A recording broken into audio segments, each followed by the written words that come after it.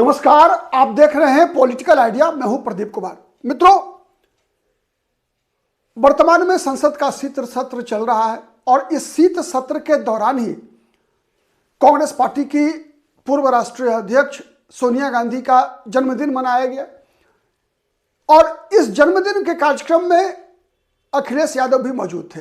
लेकिन उसी दिन सोनिया गांधी के जन्मदिन से कुछ समय पहले सोनिया गांधी के आवास पर एक बैठक होती है कांग्रेस पार्टी के वरिष्ठ नेताओं की, जिसमें सोनिया गांधी, मल्लिकार्जुन खड़गे, राहुल गांधी, प्रियंका गांधी, केसी वेणुगोपाल, जितने भी कांग्रेस के बड़े नेता हैं केंद्र स्तर पर और फिर राज्य के जो उत्तर प्रदेश से जुड़े हुए कांग्रेस के कई बड़े नेता हैं, उत्तर प्रदेश के प्रभारी, सभी की बैठक होती है।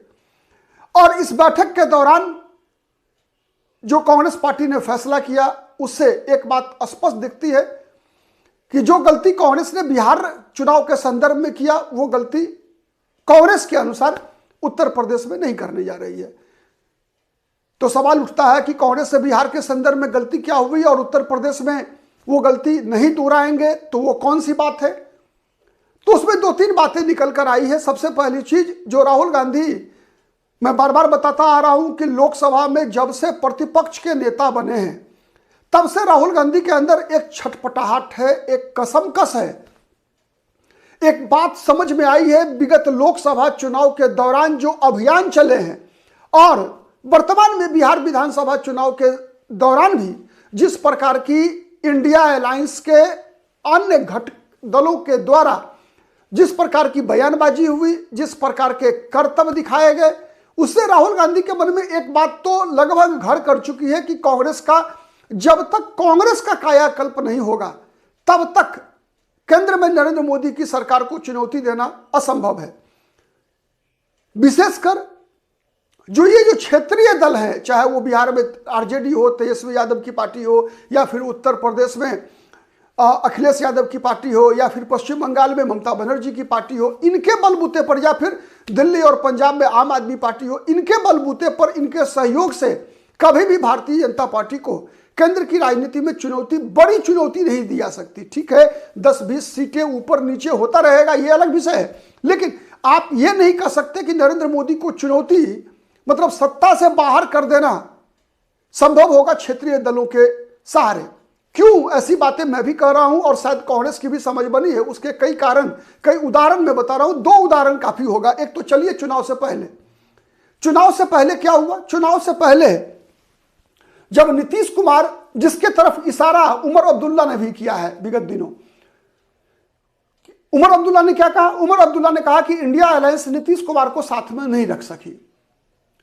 तो आज सवाल यह उठ रहा है कि नीतीश कुमार को क्यों नहीं साथ में रख सकी। आप याद कीजिए, इंडिया जो अलायंस बना उसकी पहली बैठक हुई थी पटना में। उस बैठक में पटना में नीतीश कुमार और लालू यादव के बीच की जो खाई है, वो खाई एकदम स्पष्ट परिलक्षित हो गई। कैसे? बैठक शुरू होते ही लालू प्रसाद यादव ने कहा कि अब हम सोनिया गांधी से बात करेंगे कि राहुल गांधी को दूल्हा बनाइए और हम लोग बारात चलेंगे। ये निशाना कहीं और था, ठीक है, तीर कहीं और चल रहा था। निशाना क्या था? निशाना था सीधा सीधा नीतीश कुमार को नीचा दिखाना, नीतीश कुमार को मजबूर कर देना कि वो इंडिया अलायंस में कोई बड़ा शेयर नहीं मांगे। लालू यादव की रणनीति थी कि बिहार के संदर्भ में ही थी कि नीतीश कुमार पहले तेजस्वी यादव को बिहार में मुख्यमंत्री बना दे, उसके बाद लालू यादव नीतीश कुमार का समर्थन करेंगे दिल्ली की राजनीति में। मतलब आरजेडी के लिए प्राथमिकता दिल्ली की सत्ता नहीं, नरेंद्र मोदी को हराना नहीं, बल्कि बिहार में लालू यादव का बेटा मुख्यमंत्री बन जाए, यह लालू यादव की प्राथमिकता थी। दूसरी घटना क्या घटी? दूसरी घटना घटी अंतिम बैठक जो इंडिया अलायंस की थी दिल्ली में। उस बैठक के दौरान क्या हुआ? ममता बनर्जी और अरविंद केजरीवाल दोनों मिल गए और मिलकर सिगुफा छोड़ा। क्या सिगुफा छोड़ा? दोनों को लगता है कि कांग्रेस अगर मजबूत हो गई, कांग्रेस का मजबूत होना मतलब गांधी परिवार का मजबूत होना। गांधी परिवार जब तक मजबूत नहीं होगा, राहुल गांधी जब तक मजबूत नहीं होंगे, तब तक कांग्रेस मजबूत नहीं होगी। और जब तक कांग्रेस मजबूत नहीं होगी, इनको पता है कि केंद्र की सत्ता वर्तमान में जो मोदी की सरकार है, जो वर्तमान जो बीजेपी की ताकत है, उससे छीनना संभव नहीं है। लेकिन अब भी ये क्षेत्रीय दल के लोग मुगालते में है, ममता बनर्जी, अरविंद केजरीवाल।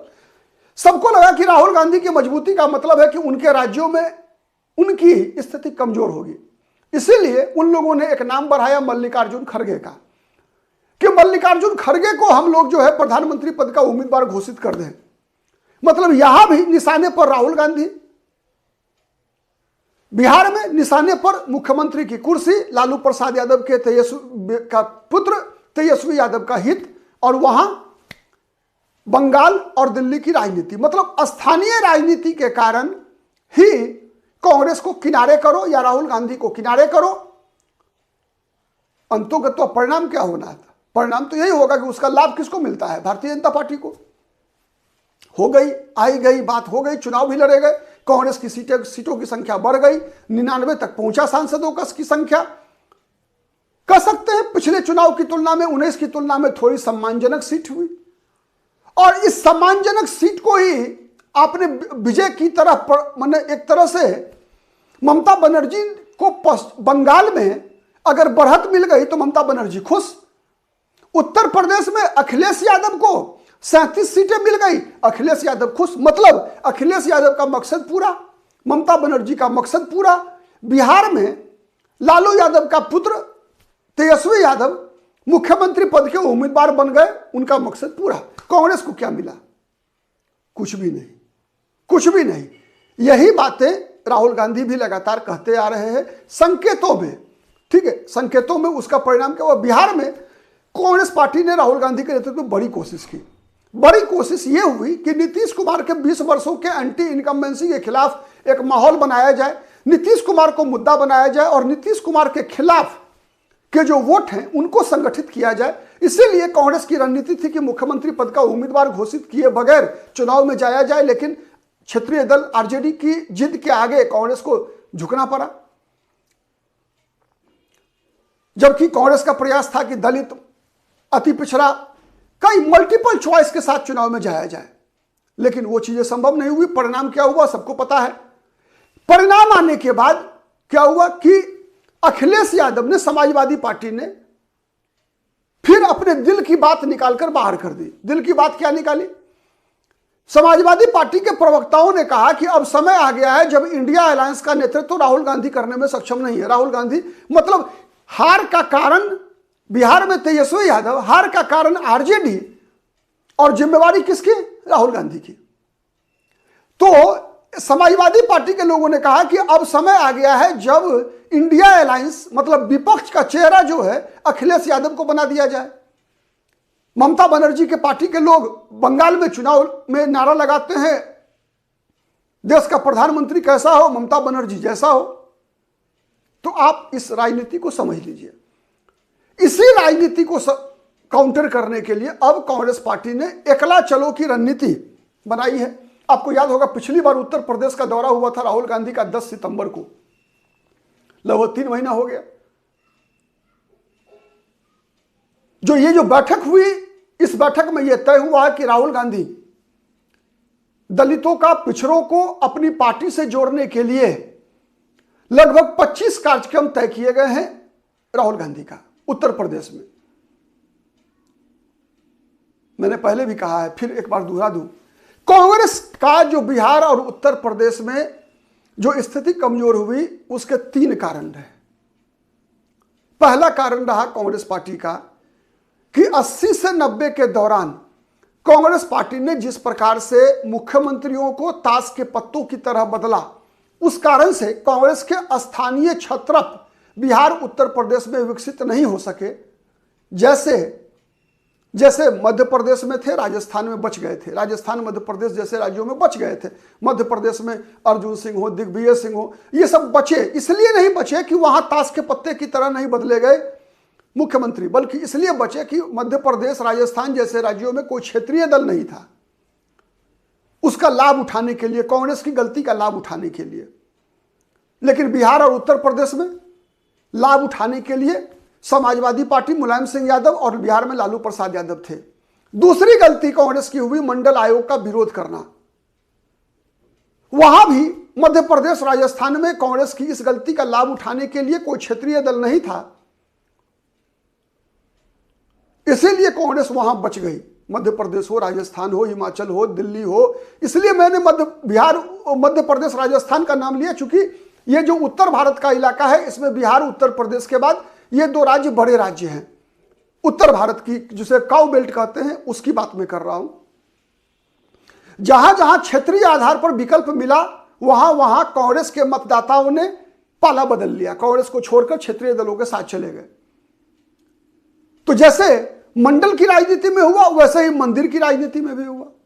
कांग्रेस के समर्थकों ने कांग्रेस को छोड़कर दूसरा विकल्प अपना लिया और उसमें सबसे बड़ी भूमिका रही मंडल के दौर में मंडल आयोग के विरोध करने का।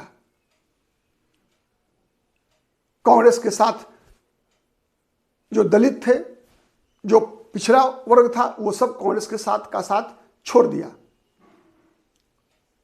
उसके बाद तीसरी गलती क्या हुई कांग्रेस से कि वो वोट जो कांग्रेस को छोड़कर गया था, दलितों का, मुसलमानों का, सवर्णों का,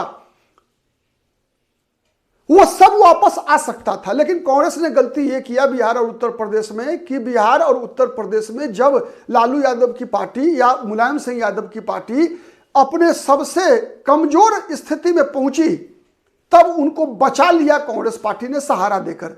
जैसे बिहार में 1997 में जब लालू यादव जेल जाने लगे और जेल जाने लगे उसके बाद राबड़ी देवी को मुख्यमंत्री बनाया तो आरजेडी टूट गई थी बिहार में।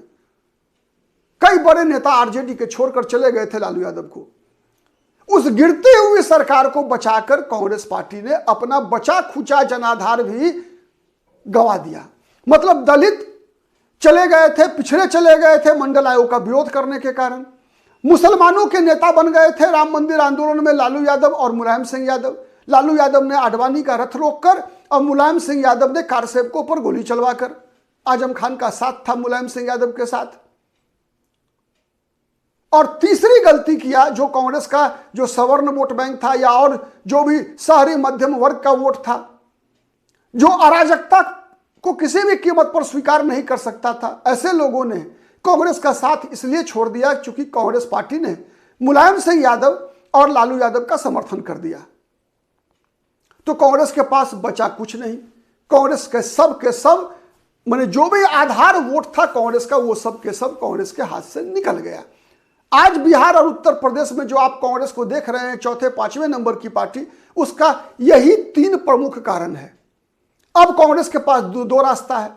एक रास्ता तो जिस रास्ते पर कांग्रेस वर्तमान में चल रही है कि समाजवादी पार्टी हो चाहे बिहार में राष्ट्रीय जनता दल हो, इसकी बी टीम बनकर राजनीति करती रहे और इनके प्रसाद पर्यंत जो सीट दे दे इनकी मर्जी पर और इनके एहसान के तले कांग्रेस लड़ती रहे। और एक समय आए, लगभग आ ही चुका है, लगभग कांग्रेस से ये पूछा जाए, मतलब पूछने वाले भी कौन, यही समाजवादी पार्टी, यही आरजेडी बिहार में पूछती है, उत्तर प्रदेश से पूछती है कि हमारे पास तो माई है, हमारे पास एम और वाई है, आपके पास क्या है। मतलब जिस आरजेडी के कारण, जिस समाजवादी पार्टी के कारण कांग्रेस ने अपने घर को लुटा लिया, उसी कांग्रेस से पूछा जा रहा है कि आपके पास क्या है। इसीलिए कांग्रेस पार्टी को, राहुल गांधी को यह बात शायद समझ में आई। उसके बाद से आप देख लीजिए दिल्ली में विधानसभा चुनाव के बाद से राहुल गांधी की रणनीति बदली हुई है। अपने पैरों पर कांग्रेस को खड़ा करने का लगातार प्रयत्न राहुल गांधी करते रहे। थोड़े से झुके बिहार में तेजस्वी यादव की जिद के आगे, परिणाम सबके सामने है। उन दिनों भी कहा जा रहा था कि जब जब नीतीश कुमार से तेजस्वी यादव का मुकाबला होगा नीतीश कुमार भारी पड़ेंगे, इसीलिए तेजस्वी यादव को मुख्यमंत्री का उम्मीदवार बनाकर चुनाव जीता नहीं जा सकता। वही हुआ बिहार में। वैसे ही उत्तर प्रदेश में, छोड़ दीजिए, भूल जाइए लोकसभा चुनाव की बातें, विधानसभा चुनाव के दौरान जब भी बीजेपी के किसी भी नेता के समक्ष, योगी आदित्यनाथ के समक्ष अखिलेश यादव का चेहरा होगा, कभी भी विपक्ष हरा नहीं पाएगी। कितना भी पीडीए बना लीजिए, ठीक है लोकसभा चुनाव में उसका फल मिल गया, लेकिन विधानसभा चुनाव में क्या होगा, क्या होता है बताइए। स्थानीय स्तर पर जो लोग भी उत्तर प्रदेश के दर्शक हैं मेरे मित्र, आप बताइए कि क्या वहां पर मुसलमान और यादव के खिलाफ ध्रुवीकरण होता है या नहीं होता है? क्यों होता है ध्रुवीकरण? क्यों दलित उत्तर प्रदेश के 20% जो दलित हैं, क्यों समाजवादी पार्टी के उम्मीदवार को वोट देना नहीं चाहते? क्या कारण है? क्या कारण है कि गैर यादव पिछड़ी जातियां उत्तर प्रदेश की अखिलेश यादव को मुख्यमंत्री बनते हुए देखना नहीं चाहती? सच है या गलत है? यही सबसे बड़ा सत्य है। मजबूरी में किसी को स्वीकार किया करता है कोई एक व्यक्ति, एक बार अपवाद होता है। अखिलेश यादव के लोकसभा चुनाव में 37 सीटें जीत जाना यह एक संजोग हो सकता है। ये उसमें भी लोकसभा चुनाव में संभव है। विधानसभा चुनाव में, चूंकि लोकसभा चुनाव में अखिलेश यादव प्रधानमंत्री पद के उम्मीदवार नहीं थे, लोकसभा चुनाव में प्रधानमंत्री पद के उम्मीदवार अखिलेश यादव नहीं थे। वो चुनाव हो रहा था मोदी के खिलाफ। लेकिन जब उत्तर प्रदेश में विधानसभा का चुनाव होगा तो आमने सामने कौन होगा? आमने सामने होंगे अखिलेश यादव, सामने होंगी मायावती। मायावती वैसे कमजोर दिख रही हैं, हो चुकी हैं कमजोर, और सामने होंगे योगी आदित्यनाथ। तो सीधा मुकाबला यदि आप देखिए अखिलेश यादव और योगी आदित्यनाथ के बीच, तो जो समाज का जो कमजोर वर्ग है, गैर यादव पिछड़ा, दलित, महादलित, अति पिछड़ा, ये सब किसको चुनेंगे ये बताइए आप? अखिलेश यादव को चुनेंगे या फिर योगी आदित्यनाथ के बदले? भाई योगी आदित्यनाथ की बात नहीं कर रहा हूं, कोई भी तीसरा होगा वो चुना जाएगा। आप याद कीजिए जब बीजेपी कमजोर थी वहां मायावती बीजेपी के बदले मजबूत हुआ करती थी। तो गैर यादव पिछड़ा, यहां तक कि सवर्ण जाति के लोगों ने भी मायावती को वोट दिया था या नहीं दिया था अखिलेश यादव को हराने के लिए, मुलायम सिंह यादव को हराने के लिए। सच है या नहीं है?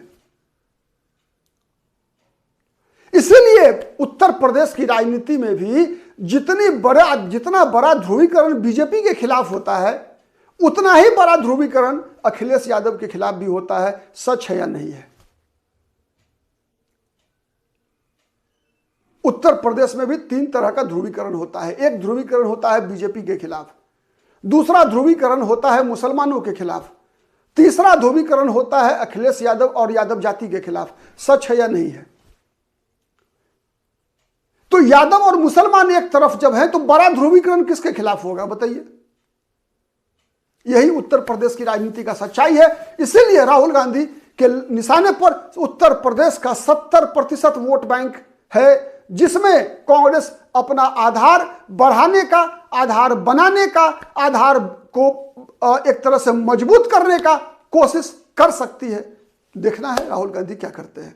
आप हमारी बातों से किस हद तक सहमत है, कमेंट करके जरूर बताइएगा। आज के लिए इतना ही। बहुत बहुत धन्यवाद।